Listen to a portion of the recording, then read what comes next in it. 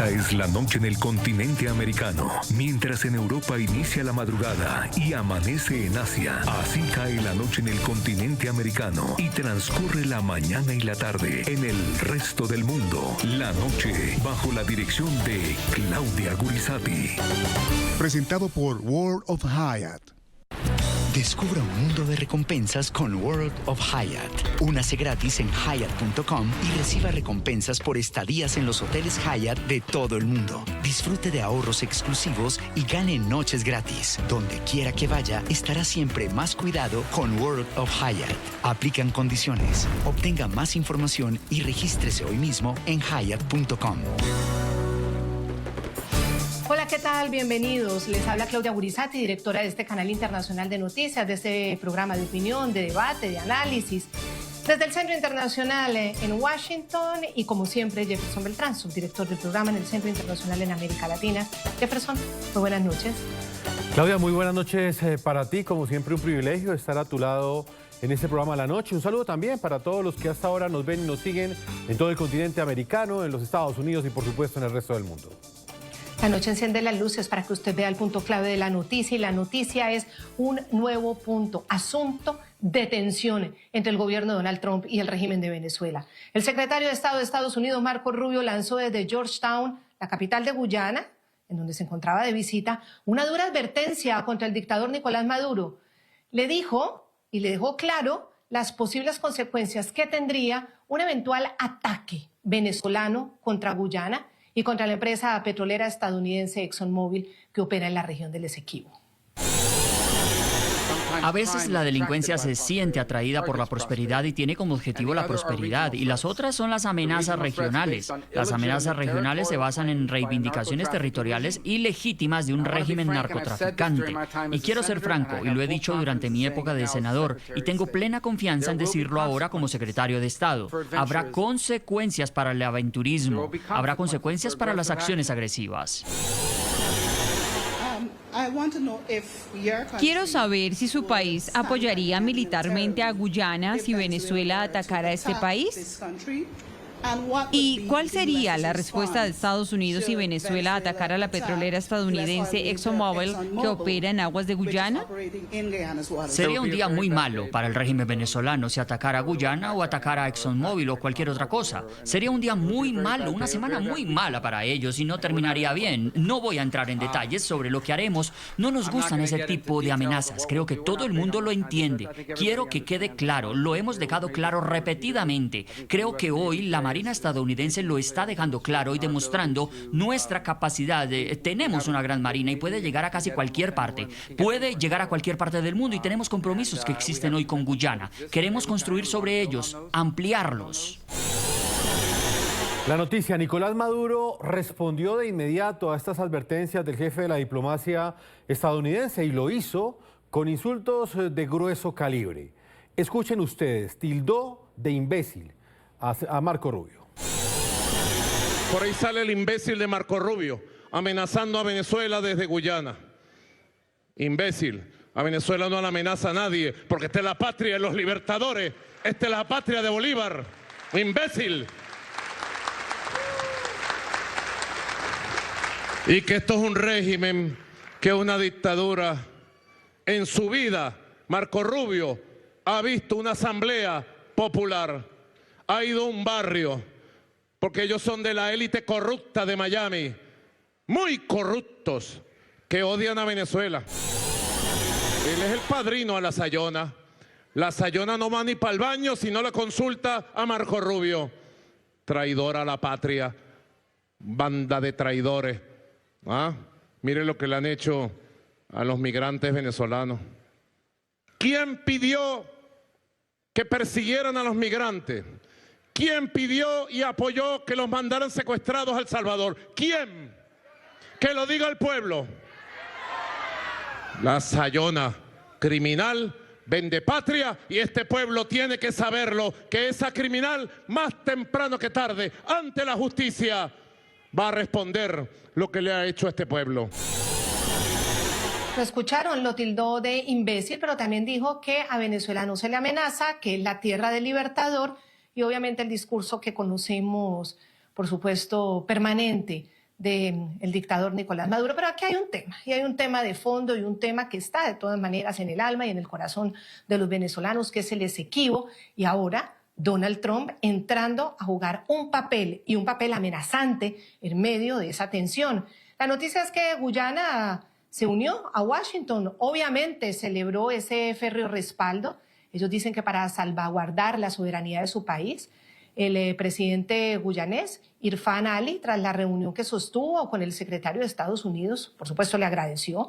El mandatario guyanés ratificó además el compromiso con la Unión Americana para fortalecer el potencial energético y garantizar una mayor integración.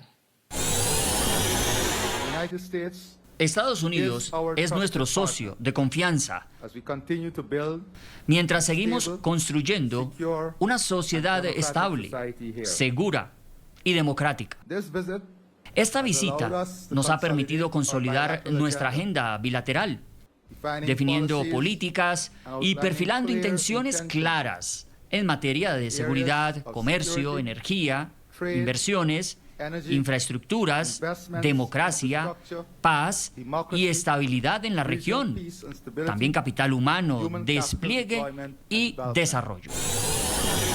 El punto clave de la noticia: como telón de fondo de este fuerte choque entre Caracas y Washington está la larga disputa territorial entre Venezuela y Guyana por la región del Esequibo. Ustedes lo van a ver en pantalla. Se trata de esta área que ustedes ven en el mapa de unos 160.000 kilómetros cuadrados, una extensión que representa 2/3 del territorio guyanés. Desde el año 1841, Venezuela comenzó a reclamar como suya esa región, pero el diferendo sigue sin resolverse en la Corte Internacional de Justicia, jurisdicción que en este momento no es reconocida por la dictadura de Nicolás Maduro. El gobierno de Guyana ha entrado en una espiral guerrerista contra Venezuela y ellos creen que les va a ir bien. Por eso es totalmente acertado calificar al presidente de Guyana como el Zelensky del Caribe. Es un verdadero Zelensky. Quiero saludar a José Ignacio Hernández, abogado constitucionalista, investigador, asociado senior del Centro for Strategic and International Studies, además especialista senior de la firma consultora Aurora Macro Strategies. Como siempre, es un placer tenerte, José Ignacio, aquí en el programa La Noche, y por supuesto, este es un tema que toca al venezolano, que toca el corazón del venezolano, pero tratado entre un tirano, Nicolás Maduro, y un presidente que ya sabemos cómo es, que es Donald Trump. ¿Cómo entender que en este momento ahora Washington entre a amenazar en medio de esta tensión? Bueno, en primer lugar, muchísimas gracias por la invitación. Como siempre, un gusto estar en el programa. Sería bueno puntualizar que el gobierno de Estados Unidos tradicionalmente ha tendido a apoyar la posición de Guyana en el conflicto limítrofe con Venezuela. Incluso fue así durante la administración del presidente Biden, y ese apoyo se basa en el principio según el cual esta controversia, esta diferencia entre Guyana y Venezuela está siendo actualmente conocida por la Corte Internacional de Justicia, que eventualmente va a dictar una decisión sobre esa diferencia y que por lo tanto estas disputas, estas posiciones discordantes tienen que canalizarse a través de ese procedimiento de la Corte. Por supuesto, a esa posición histórica ahora se le suma el cambio de política que la administración de Trump ha dado hacia Venezuela, con mayores sanciones en el sector petrolero, incluso en las llamadas tarifas secundarias, y eso sin duda, como ustedes muy bien lo señalan, coloca a esta situación o problema entre Guyana y Venezuela en un nivel mayor de tensión. Quiero también integrar, y acompáñame, profesor Hernández, a conversar con Luis Augusto Pacheco, quien es experto en asuntos energéticos y petrolero, académico del Instituto Baker de la Universidad Rice en Houston. Además, hizo parte de la junta directiva de la empresa estatal venezolana, PDVSA.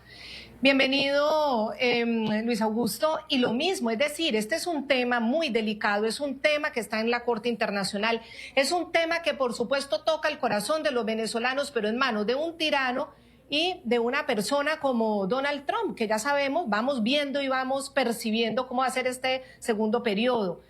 ¿Por qué Estados Unidos, por qué cree usted que Donald Trump entra en este momento como a marcar esa postura que, como dice muy bien el profesor Hernández, pues se ha mantenido por parte de Estados Unidos, pero enfatizarla de esa manera?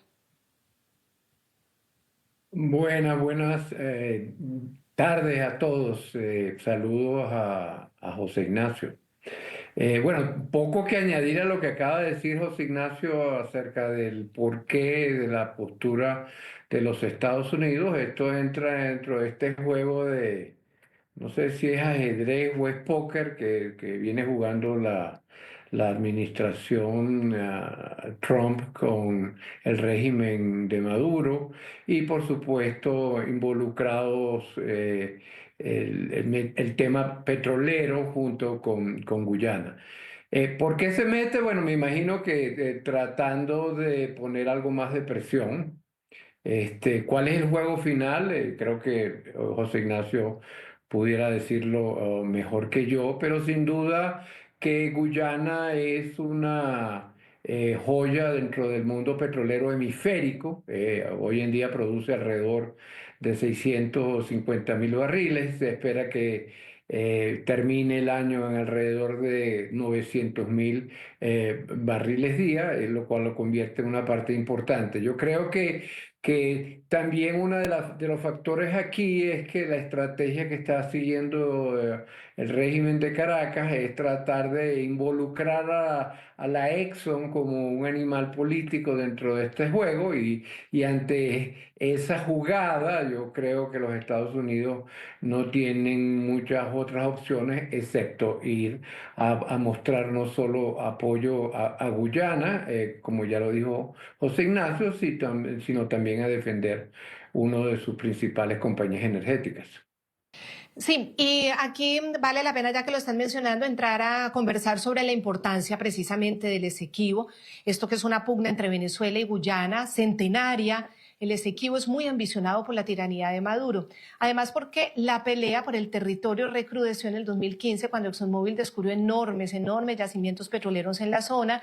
Y el gigante, esta es una petrolera estadounidense gigante, posee y opera esas plataformas de exploración en áreas marítimas de Guyana que Venezuela incluye en sus reclamos. Son al menos 300 kilómetros de costa y alrededor de 40 kilómetros de aguas oceánicas las que están en disputa. Venezuela tiene derecho a ese territorio. Su único titular por la historia es Venezuela. Y en ese mar que está pendiente por delimitarse, Venezuela tiene libre navegabilidad, para que lo tengan claro. Tenemos derecho. La ExxonMobil podrá pagar lo que quiera, podrá conspirar lo que quiera, pero no podrá borrar la historia de Venezuela. Es la venganza de la ExxonMobil, la venganza. Claudia, preguntémosle a José Ignacio Hernández sobre ese punto en particular. Profesor, ¿cuál es el valor que tiene el Esequibo y qué tan probable es que realmente se llegue a un escenario bélico en este momento, luego de la intervención o por lo menos de este nuevo papel que está jugando la administración Donald Trump en esta diferencia histórica que han tenido Venezuela y Guyana? Bueno, fíjate, hay que colocar el diferendo con Guyana, en dos dimensiones, ¿no? Una es la dimensión histórica, tradicional, ustedes lo han dicho, desde el inicio de la democracia en Venezuela, especialmente en la década de los 60 del pasado siglo, Venezuela ha reclamado sus derechos históricos sobre el Esequibo, pero la segunda dimensión tiene que ver más con la coyuntura actual de Venezuela. Y yo rescato y aprovecho de saludar al doctor querido amigo Luis Pacheco, pero yo rescato algo que Luis dijo. Yo creo que Maduro está utilizando esta controversia con el Esequibo más con fines políticos inmediatos que reivindicando una pretensión histórica. Y los fines políticos inmediatos tienen sobre todo que ver con la situación política interna en Venezuela y en qué medida el conflicto con Guyana puede ser utilizado para reforzar una narrativa de los enemigos que atacan la patria, en este caso Exxon, como bien lo dijo Luis Pacheco, Estados Unidos, y en segundo lugar crear una especie de antesala a una emergencia para desviar la atención de los problemas importantes que hay que discutir en Venezuela. Es decir, para el régimen de Maduro, mejor hablar de Guyana que del fraude electoral el 28 de julio del 2024. Mejor hablar de Guyana que del colapso total de la economía venezolana. Entonces, esto hace, y con esto termino, que la probabilidad de un escenario bélico debamos valorarla no en función a la reivindicación de los derechos históricos de Venezuela, sino como una jugada táctica del régimen de Maduro simplemente para tratar de mejorar su condición política interna. Señor Luis Augusto Pacheco, le planteo ese mismo interrogante. ¿Cuál es el valor que tiene el Esequibo específicamente para Nicolás Maduro en este momento? ¿Realmente hay un interés en los temas energéticos, en los temas de recursos naturales, o sencillamente se trata de una estrategia para definir un enemigo externo y de esa manera desviar la atención nuevamente frente a los problemas que aquejan a los venezolanos, específicamente las consecuencias de su dictadura? Bueno, yo creo que el solo hecho de que me estés haciendo esa pregunta es la respuesta. Estamos ocupándonos de eso y por cierto no hablando de la crisis que ya el profesor Hernández esbozó. Pero cuando hablas de la parte esta bélica, obviamente ponerse a predecir eso sería presuntuoso de mi parte. Pero déjame decir dos cosas con respecto a la relación del petróleo, que es lo que me ocupa a mí más que la parte del reclamo territorial que, como dice José Ignacio, tiene ya más de un siglo en eso. Uno pudiera decir que los descubrimientos petroleros ni siquiera están en la zona en reclamo, porque la zona en reclamo de por sí es un sujeto de reclamo. Nadie sabe, o yo no sé exactamente cuál zona es la que reivindica uno y cuál es la que reivindica otro, y por eso es que los descubrimientos de petróleo que ha hecho Guyana están más hacia el este, hacia el suroeste, que hacia el lado venezolano. Otra vez, no podría decirte si se traza una línea dónde estaría. Eso por una parte. La otra parte es que todo el mundo habla de ExxonMobil, pero se obvia el hecho de que el otro 55%, una parte está en manos de la compañía estatal china, que son, vamos a decir, aliados del régimen de Caracas, y por el otro lado era de la compañía Hess, que se la vendió a Chevron, que es uno de los aliados petroleros de Caracas, otra vez, aunque eso esté en disputa entre Chevron y Exxon. Entonces, sería bien, vamos a llamar una situación bastante peculiar, que hubiera un ataque militar, cuando del otro lado están dos aliados, o al menos aliados hoy, petroleros del gobierno de Maduro. En ese punto clave de la noticia vamos a revisar las cifras que representan en términos económicos los recursos petroleros del Esequibo en comparación con los de su vecina, Venezuela. Las reservas de petróleo de Guyana se estiman en más de 11.000 millones de barriles. Si tomamos como referencia un precio promedio del barril de petróleo entre los 60 y los 80 dólares, podríamos decir que el valor potencial de estas reservas de petróleo en Guyana representan un valor a hoy de 660 y 880 mil millones de dólares. En ese lapso podría estar, Claudia, la riqueza que tiene esta zona de Sudamérica. Sí, a mí me gusta que estemos hablando de Guyana porque realmente en América Latina poco interés genera, pero mire lo que sí ha generado Washington y entonces aquí estamos explicándolo. Claro, si uno compara las reservas de Guyana con las reservas de Venezuela, pues obviamente son mínimas comparadas con las de Venezuela, que son 303 mil millones de barriles de petróleo. Usted hablaba de 11 mil millones, de Venezuela son 303 mil millones de barriles de petróleo, todas estas cifras que ustedes están viendo en la pantalla, y pone a Venezuela obviamente con la primera reserva probada de petróleo a nivel mundial y representa el 24.4% de las reservas dentro de la OPEP. Al hacer el mismo ejercicio de cálculo con el precio del barril, el que usted estaba haciendo, Jefferson, de 60 y 80 dólares, estamos hablando en dinero, las reservas de petróleo de Venezuela son más de 18 billones de dólares, 24 billones de dólares. O sea, son cifras muy difíciles de comprender en la cabeza de nosotros, pero es muy interesante ver en la producción, porque el problema también está en que Venezuela está bajo un régimen que afectó la producción de petróleo venezolana, pero en niveles, o sea, llegaron a niveles mínimos, se ha recuperado obviamente, pero aquí está ese comparativo que también es interesante mostrarlo, Jefferson. Sí, veamos la producción de petróleo de ambos países. Guyana, pese a que no es miembro de la OPEP, sí es uno de los principales productores de petróleo. En el año 2023, según ExxonMobil, Guyana pasó de producir 380.000 barriles diarios a 640.000 a principios del año 2024, Claudia. Hoy mantiene ese promedio de alrededor de 600.000 barriles diarios.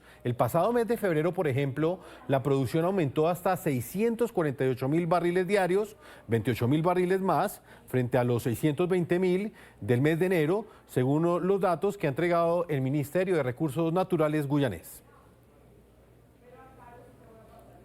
Claro, y entonces aquí viene la gran pregunta que se la traslado a los invitados. Nos perdonan toda esta explicación, pero es interesante para nuestros televidentes. Ustedes dos pues son personas que permanentemente tienen esas cifras en la cabeza, pero Jefferson acaba de mostrar la producción de Guyana. Venezuela, hay que ver el contexto histórico, es que Venezuela pasó de ser uno de los mayores productores mundiales del crudo, ahora tiene una producción que para la misma Venezuela es muy limitada. Recordemos, y esto vale la pena, que al final de la década del 90 y al principio de los años 2000, la producción promedio era de más de 3 millones de barriles diarios de Venezuela. Durante el 2024, la producción en promedio fue de 921.000 barriles por día. Eso significó, de todas maneras, comparado con el 2023, un alza, pero bueno, es que estuvo en 783.000 en el 2023, según las mismas cifras de la OPEP. Así que vemos las reservas de Venezuela comparadas con las reservas de Guyana, pero la producción es casi la misma. ¿Cómo entender esto, profesor Pacheco? Esa es una magnífica pregunta. Si pongo cara de cavilar es que me estoy preguntando de verdad por qué ha pasado esto. Bueno, básicamente mal manejo, por una parte, falta de inversión, que tiene que ver con el mal manejo, que tiene que ver con corrupción, que tiene que ver con falta de confianza, que tiene que ver con una falta de un régimen institucional que permita esa inversión, y la aparente indiferencia de la élite que tiene el poder si se le puede llamar élite, la élite que está en Caracas, por la industria petrolera. Porque si uno se pone a ver, no solamente que lo que tú has dicho, la caída, pero más que la caída es cuál es la proyección hacia adelante. Pues la proyección adelante de no haber un cambio político, y si se da o se materializa estas últimas sanciones que han vuelto a activar el gobierno desde Washington, vamos a ver una caída impresionante. Independientemente de si son 300, que además es un número bastante dudoso, pero supongamos que es un tercio de eso, que son 100.000 millones de barriles. Aún eso es muchísimo petróleo, pero que es un petróleo que debajo de la tierra no vale nada y no motoriza ninguna economía ni salva ninguna crisis humanitaria, no importa cuántas licencias más o menos pueda dar Washington, si no hay un cambio político en Venezuela. Claro, y profesor Hernández, lo mismo, es decir, y toco el tema que dice Luis Augusto Pacheco, es que si vuelven las sanciones, sobre todo lo de Chevron, que Chevron había representado, y usted nos lo ha dicho aquí incansablemente, como en la producción 200.000 barriles, pues se perderían. Ya Venezuela estaba alcanzando ese 1.000.000, pero volvería a bajar. Entonces digamos que la producción es casi que similar a la de Guyana, siendo Venezuela tremendo país de esa reserva, con más de 300.000 millones comparado con 11.000, y sobre todo pues la potencia de lo que era el país. Venezuela como productor con su PDVSA, que era una máquina espectacular. Entonces, en perspectiva histórica, Dios mío, es que esto es absolutamente triste, lamentable. Profesor Hernández. Bueno, yo quiero complementar la extraordinaria respuesta de Luis Pacheco con este símil, ¿no? Venezuela puede tener las reservas petroleras más grandes del mundo, Pero lo que es verdaderamente importante es tener en cuenta que Venezuela tiene el peor índice de Estado de Derecho del mundo. En el índice de Estado de Derecho, el último país es Venezuela. Entonces, esta es la explicación de por qué Venezuela, más allá de las reservas comprobadas que pueda o no tener, no tiene ningún tipo de capacidad institucional para producir petróleo. Y eso asumiendo las condiciones que hoy día se mantienen en Venezuela, que es que Chevron al menos hasta fines de mayo va a poder seguir operando. Entonces, allí está la respuesta. Mientras que Venezuela destruyó su Estado de Derecho, destruyó su capacidad estatal, adoptó políticas completamente corruptas, predatorias, derivando lo que el profesor Alan Bruber Carías ha calificado como una caquistocracia, el gobierno de los peores. Veamos qué ha hecho Guyana. Guyana ha tenido un notable desarrollo institucional muy acelerado, ha mejorado notablemente en índices de Estado de Derecho, percepción de la corrupción, transparencia. Veamos legislación petrolera. La ley petrolera venezolana es completamente en desuso y es desaplicada porque el régimen de Maduro decidió apoyar el modelo Chevron en la muy inconstitucional ley antibloqueo que no garantiza derechos de propiedad. En cambio, Guyana aprobó hace un par de años, me parece, una bastante moderna ley petrolera que coloca a este país, digamos que en una posición de vanguardia. Entonces, allí está la clave, las instituciones. Venezuela podrá tener reservas, pero no tiene ningún tipo de instituciones y, como bien dice el profesor Luis Pacheco, no parece que en el corto plazo esa situación vaya a mejorar. Por el contrario, todo parece indicar que la situación institucional en Venezuela va a empeorar y dramáticamente. Vamos a una pausa a comerciales. Los invitamos a que ustedes opinen en las redes sociales que aparecen en la parte inferior de nuestra pantalla. Cuando regresemos continuaremos analizando cada uno de los hallazgos que ha hecho ExxonMobil en esta región que está en disputa entre Venezuela y Guyana. Analizaremos cuáles son los recursos naturales, aparte del petróleo, que se encuentran en juego y la importancia que tienen estas nuevas exploraciones que ha garantizado el secretario de Estado Marco Rubio durante su visita a Guyana. Ya regresamos.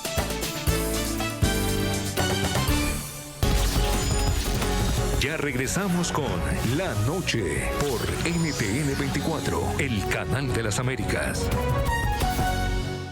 Sería un día muy malo para el régimen venezolano si atacara a Guyana o atacara a ExxonMobil o cualquier otra cosa. Sería un día muy malo, una semana muy mala para ellos y no terminaría bien. No voy a entrar en detalles sobre lo que haremos. No nos gustan ese tipo de amenazas. Creo que todo el mundo lo entiende. Quiero que quede claro, lo hemos dejado claro repetidamente. Creo que hoy la Marina estadounidense lo está dejando claro y demostrando nuestra capacidad.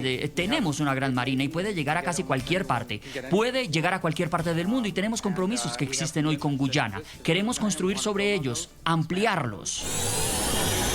Tras la amenaza de Marco Rubio, el secretario de Estado de los Estados Unidos, al dictador Nicolás Maduro, si toca a Guyana por la disputa territorial debido a los recursos petroleros y recursos naturales que hay, sería el peor día para Venezuela. Es la advertencia que le ha hecho Marco Rubio. Pero esto nos ha llevado a hacer un programa para entender por qué Guyana es tan importante, tan relevante, por qué existe esta disputa, al margen también de cómo la pueda manejar un dictador y un presidente absolutamente llevado de sus caprichos como Donald Trump. Es entender qué es lo que pasa ahí en Guyana, un país que para todos, a pesar de tenerlo en Sudamérica, pues él es lejanísimo, nunca sabemos nada de lo que pasa ahí. Vamos a revisar la producción de petróleo per cápita, porque es que esto también nos sirve para entender la importancia de esta disputa. Guyana, al contar con una población de 813.000 habitantes, 813.000, y generando en promedio 640.000 barriles diarios, está produciendo 0,79, casi 0,80 barriles por habitante. Es un poquito menos de un barril por habitante. Esto ubica a Guyana entre los países con mayor producción per cápita de petróleo del mundo, incluso por encima de Arabia Saudita, que con una población de más o menos 35 millones de habitantes y 9,5 millones de barriles al día de producción, tiene entonces una producción per cápita de 0,27 barriles por persona. O sea, Guyana queda casi por persona, casi un barril por cada habitante del país, casi un barril. Venezuela tiene una producción per cápita muy baja en comparación con su histórico potencial petrolero. Si tomamos en cuenta que la producción promedio de Venezuela, con 28.5 millones de habitantes, fue el año pasado calculada en 900.000 barriles de petróleo diarios, entonces esto nos lleva, Claudia, a un cálculo de producción per cápita de 0.03 barriles por persona al día. ¿Por qué es tan importante revisar esto per cápita? ¿Qué significa? ¿Hay mayor potencial exportador? Es decir, porque el consumo interno también es mucho más bajo dependiendo de la producción, además de Guyana, un país que no tiene ningún tipo de motor económico industrial. Entonces, ¿por qué es tan importante la radiografía per cápita, José Ignacio? Bueno, tú lo acabas de decir, ¿no? Para evitar comparar peras con manzanas. La producción petrolera de un país, en cierto modo, es reflejo de su riqueza y la mejor manera de comparar riqueza entre países es per cápita. Y esa cifra, de hecho, de producción per cápita en Venezuela se ha utilizado mucho para explicar, y creo que es un ejemplo dramático, que desde la perspectiva de la producción per cápita, Venezuela ha retrocedido más de un siglo. Es decir, la década de los 20 quizás del siglo pasado, per cápita la producción más o menos es similar a la que hoy día está. Y por otro lado, en Guyana, creo que es muy importante esta cifra per cápita por dos razones. La primera es una manera muy gráfica de comprender la transformación muy acelerada por lo demás que Guyana ha tenido en apenas 10 años, si acaso. Y segundo, es una quizás advertencia, ¿no? Y ahí quizás podamos hacer una comparación Guyana-Venezuela desde otra arista más académica que política, que es tener presente esto que se ha llamado, expresión que no me gusta, la así llamada maldición de los recursos. En pocas palabras, que los países petroleros tienden a tener mal resultado económico, y entonces se habla que el petróleo es una maldición, etcétera. La conclusión de esa visión es que no hay maldición de los recursos. El problema es que los países que producen y exportan petróleo no tienen capacidad institucional suficiente para contener los efectos negativos que devienen de la renta petrolera, y en parte eso fue lo que pasó en Venezuela. Yo he sostenido que no se puede analizar el declive económico en Venezuela sin entender cómo el presidente Chávez capturó totalmente la renta petrolera y con ello desembocó en instituciones rentistas y distributivas. Y ahorita, digamos, lo que se está viendo a nivel comparado, como un caso de estudio, es qué va a pasar con Guyana. Guyana va a tener capacidad institucional para contener esa tentación de la renta, esa tentación a políticas clientelares, distributivas, un estado patrimonialista, como se le llama, o por el contrario va a terminar cayendo en esta mal llamada maldición de los recursos. Yo creo que la comparación Guyana-Venezuela también es útil para entender los riesgos que Guyana pudiese enfrentarse con este boom petrolero. Bueno, y tocó un punto que es fundamental, que es el gran crecimiento de Guyana.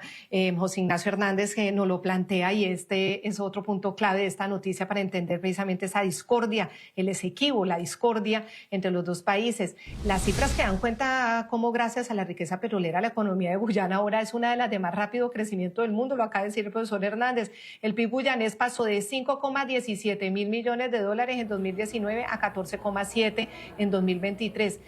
Saltó 184%, 184%. Y de acuerdo con las proyecciones del potencial petrolero, Guyana espera producir 1.2 millones de barriles de petróleo por día para el año 2027.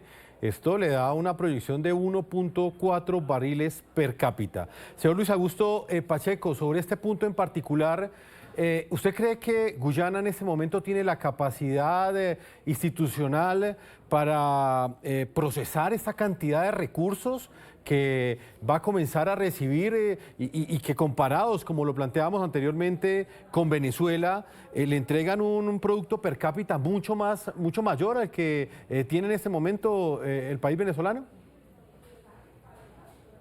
Bueno, yo creo, yo creo que hay que analizar Guyana independientemente de Venezuela. Eso es el tema diferendo y como ya lo hemos hablado, los intereses de Caracas son intereses de distracción. Pero yendo a Guyana, hasta ahora han demostrado, como el profesor Hernández bien lo describió, han demostrado sensatez, han demostrado una capacidad institucional y por lo menos hay un acuerdo político en seguirlo manejando así, lo están manejando a través de un fondo de inversión. Guyana tiene la ventaja de que descubre petróleo tarde, es decir, hay todo un aprendizaje, ¿verdad?, que viene de todo el siglo XX, pasando pues, por Venezuela, por México, por la experiencia noruega, por la experiencia árabe, por la experiencia brasilera. Entonces tiene esa ventaja de poder ver hacia los lados y decir, esto ha funcionado y esto no ha funcionado. Ahora, predecir si va a tener la capacidad de hacer eso es muy difícil. Si se mantiene, lo que yo entiendo es ahorita un consenso político de cómo manejar esos fondos y cómo usar el petróleo para, o no solamente la renta, sino también cómo usar el gas. Están hablando de proyectos de generación de electricidad y con esa generación de electricidad poder hacer otras cosas. Están hablando de terminar este año usando gas y generar 600 megawatts de electricidad. Si ellos continúan por ese camino, y repito, que es lo que dice la historia, y se mantiene un consenso político alrededor de la sensatez, seguramente podrán salir adelante. Vamos a hacer otra pequeña pausa para comerciales y llegamos ya para el último bloque del programa. Nos vamos con el siguiente dato, que es que de acuerdo con las proyecciones del potencial petrolero, Guyana espera producir 1,2 millones de barriles de petróleo, es decir, para el 2027. Es decir, si en el caso de Venezuela la dictadura continúa y continúa de la manera como está manejando PDVSA y todos los asuntos del país, pero el petrolero sobre todo, se lo pasará a Guyana de manera bastante acelerada. Esto le da una proyección de 1.4 barriles per cápita, insisto en ese dato, y sería obviamente un país que superaría a todos los demás lejos. Ya volvemos.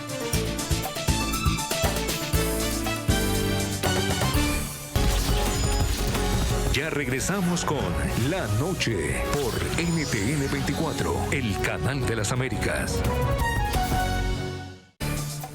Y hoy, frente al tema que estamos analizando, otro punto clave es el anuncio que hizo el presidente de los Estados Unidos, Donald Trump, al inicio de esta semana. El mandatario republicano dijo que impondrá a partir del 2 de abril un arancel del 25% a todas las importaciones de cualquier país que compre petróleo o gas de Venezuela, además de imponer nuevas tarifas arancelarias al país bolivariano.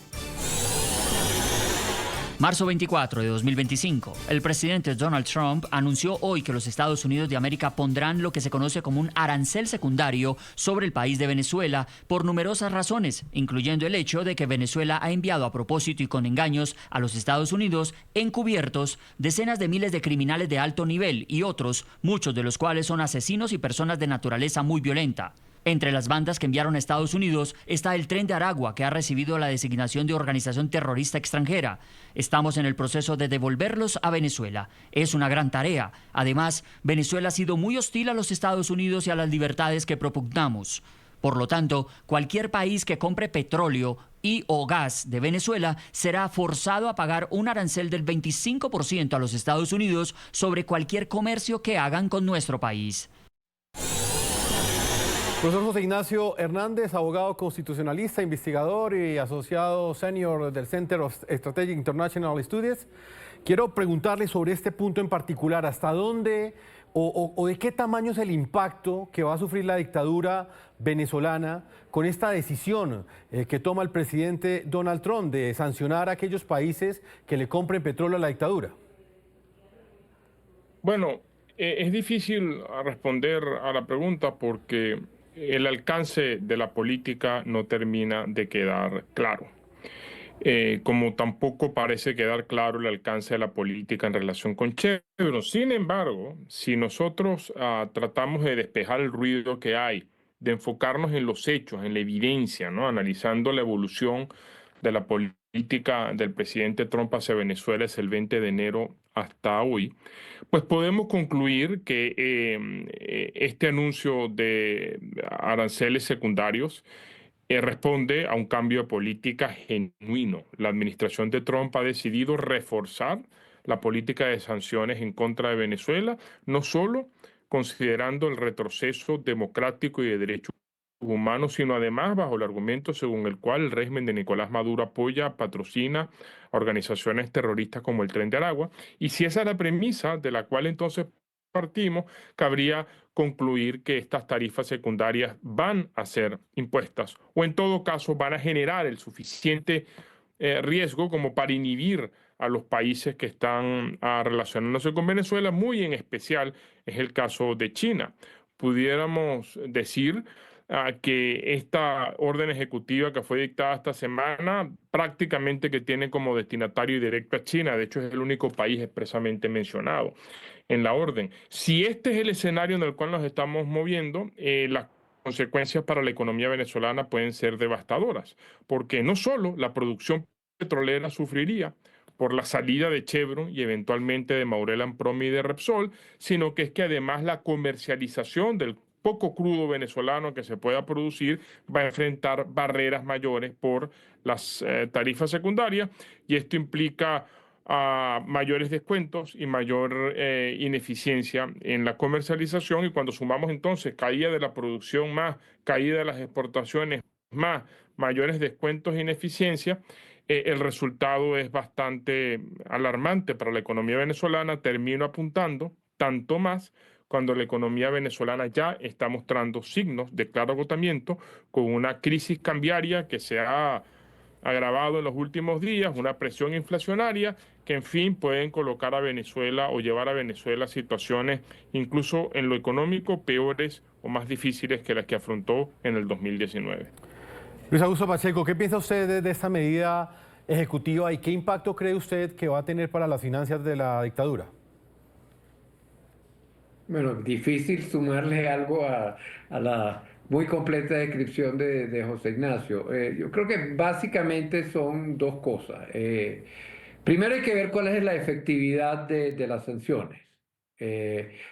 Porque los rusos tienen sanciones, los iraníes tienen sanciones, igual exportan petróleo por las flotas fantasmas. Y Venezuela lo hizo hasta el 22, del 19 al 22 también hizo eso. Claro, no había esta sanción secundaria que, como dice el profesor Hernández, es sin duda una intensificación del rodeo que le están dando a la economía venezolana. Después, suponiendo que puedan exportar, hoy en día se exportan palabras más, palabras menos, alrededor de 700.000 barriles día. Tampoco es que van a desaparecer totalmente, porque desaparecer totalmente iría a contrapelo de lo que busca la administración Trump por otro lado, que es mantener los precios de la energía bajos. Sacar 800.000, 700.000 barriles del mercado tampoco es que ayudaría en eso, sin saber cuál es el impacto en este momento. Desde el punto de vista de Venezuela, como bien dijo el profesor Hernández, una intensificación de la crisis que hoy se tiene, desde el punto de vista no solamente de la inflación, sino de la devaluación de la moneda. Economistas muy connotados en Venezuela han hablado de que probablemente al principio no haya escasez de productos, pero sí va a haber una inflación muy importante sobre productos básicos, especialmente comida y medicina, lo cual obviamente le pone una presión al régimen de Maduro. Pues vamos a ver qué pasa con esa decisión entonces China de comprarlo, dejarle de comprar petróleo a Venezuela. Lo mismo el gran productor indio también anunció esta semana una ralentización y las consecuencias que puede traer estas últimas decisiones de Donald Trump. Y sí, frente a Chevron, seguirá ampliando o seguirá dando plazos o definitivamente también ya se acaba la licencia. Yo le quiero agradecer muchísimo a los dos profesores que nos han acompañado el día de hoy por compartirnos su conocimiento. José Ignacio Hernández, como siempre, ha sido un placer. Muchísimas gracias por la invitación. Y a Luis Augusto Pacheco también muchas gracias, Luis Augusto, por compartirnos estos análisis hoy. Entender qué es lo que pasa ahí en Guyana. Muy amable. Muchas gracias por la invitación. De esta manera hemos llegado a la parte final de este programa de la noche. Los invitamos a que sigan participando en las redes sociales que aparecen en la parte inferior de nuestra pantalla. No olviden que la noche siempre encenderá las luces para que usted vea el punto clave de la noticia. Una feliz noche para ti, Claudia, y para todos nuestros televidentes. Lo mismo. Hasta luego.